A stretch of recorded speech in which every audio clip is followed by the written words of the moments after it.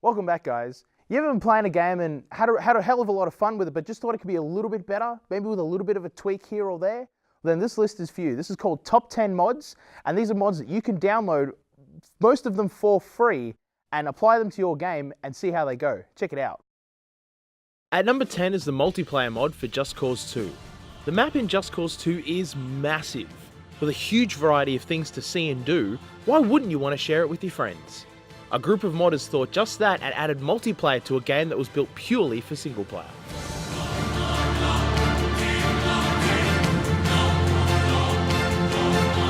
At number 9 is the Batman and Batmobile mods for Grand Theft Auto 4. Over the years, Grand Theft Auto has seen its share of both game-changing and hilarious mods. Take on the depravity of Liberty City as Gotham City's Cape Defender.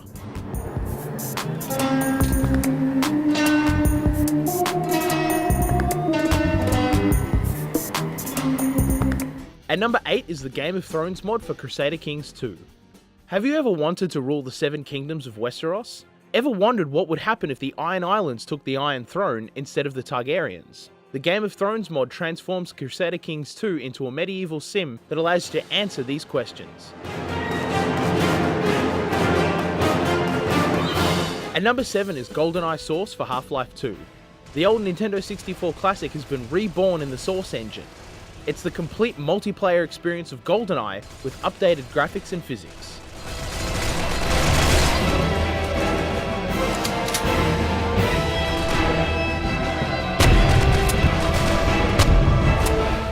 At number 6 is Moonpath to Elsewhere from Skyrim. This is less of a mod and more of an expansion of Skyrim. Moonpath to Elsewhere tells the story of the Khajiit and their revolt against the Thalmor.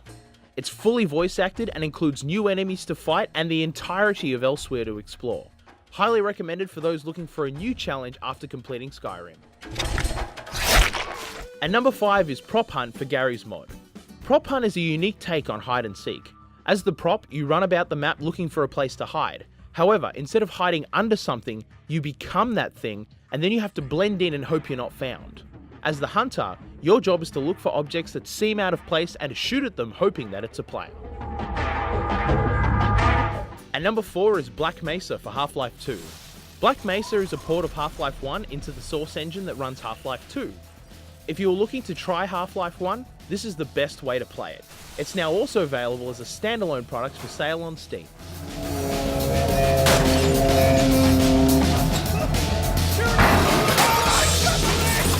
And number 3 is Defense of the Ancients for Warcraft 3. This is the mod that started a genre. Built using Warcraft 3 heroes and a map from StarCraft, Defense of the Ancients is undoubtedly one of the most popular mods available. So popular, in fact, it has a song written about it.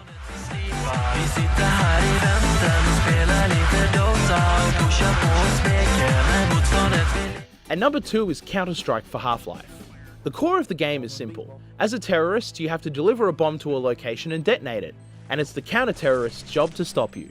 Counter-Strike is a staple game on Steam, and since the original mod was released over 10 years ago, has seen 2 full games created based on the mod.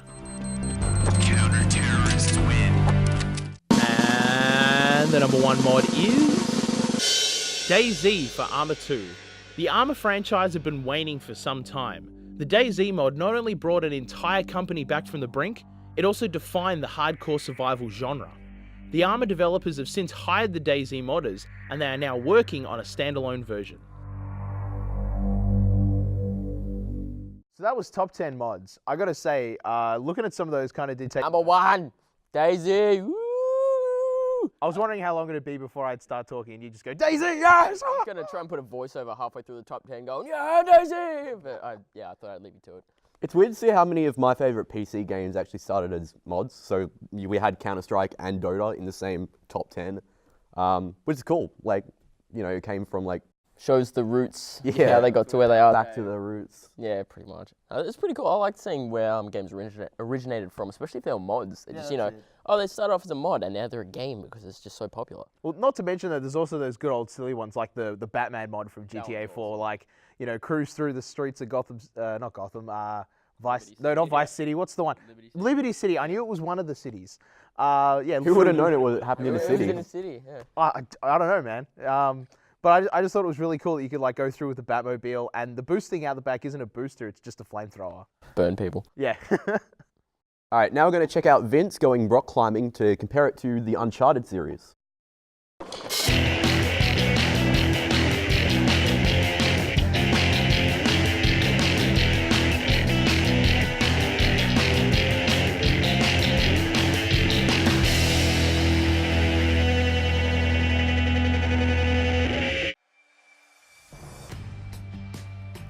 The Uncharted saga has been around for a while now, and has become quite popular, but not nearly as well known as the Tomb Raider series.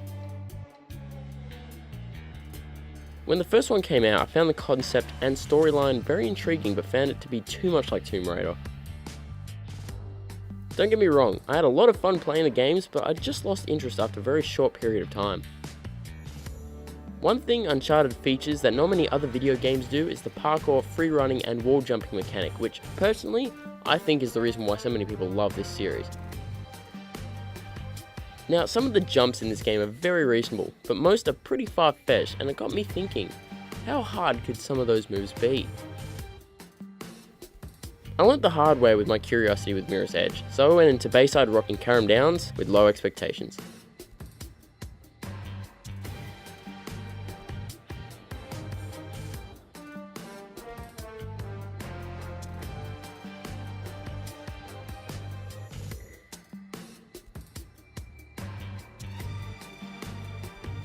Climbing the first wall was pretty easy, but once I got to the top, I realised it was a lot higher than it looked.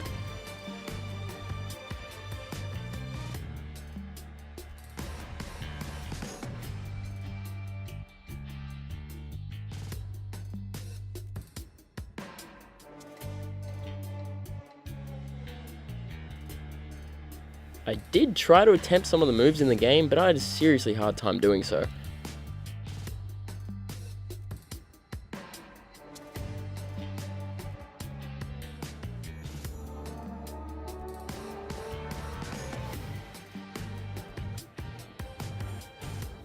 Watching the pros in action gave me some inkling that some jumps may be possible.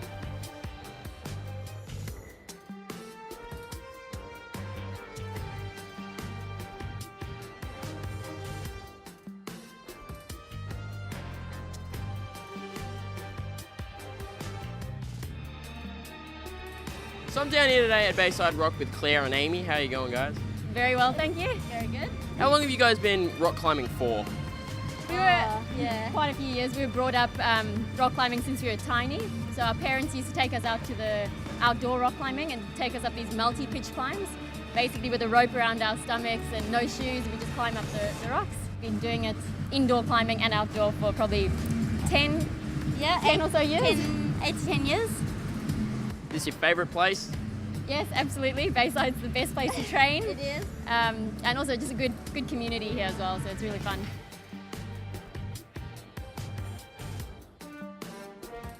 When I booked in to come down here, I thought it was literally just you know, the rock climbing walls. I didn't know there was the high ropes. just the high ropes, the box of doom, whatever that's called. That was terrifying. That is terrifying. Yeah. I haven't gone through the whole thing, I have to admit. That's not I prefer to climb up high than to be in a tunnel crawling through. Yeah. I got halfway through and I'm like, no, I just want to go home. I can't do this. It's just freaking me out.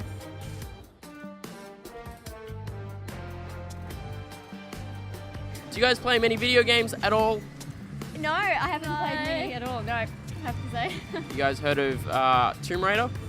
I've heard of it, never actually played it, but yeah. Do you think that's physically possible? How she jumps up like, I don't know, 10 rocks at a time? Probably not, no. Not even with one of the ropes? Maybe with the rope. With a bit of help from the rope, yeah. Yeah, assistance on it, yeah.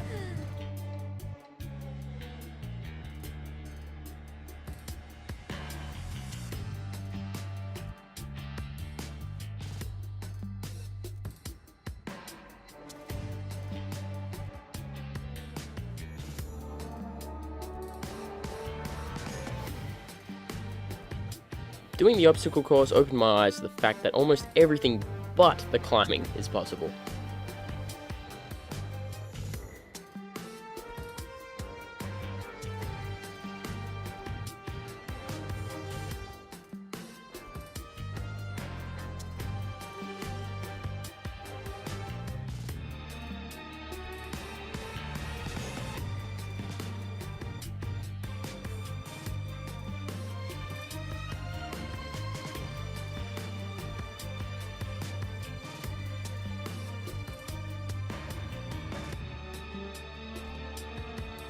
I came to the conclusion that you would need some serious upper body strength to pull off anything from Uncharted, but it was definitely worth a shot in the end.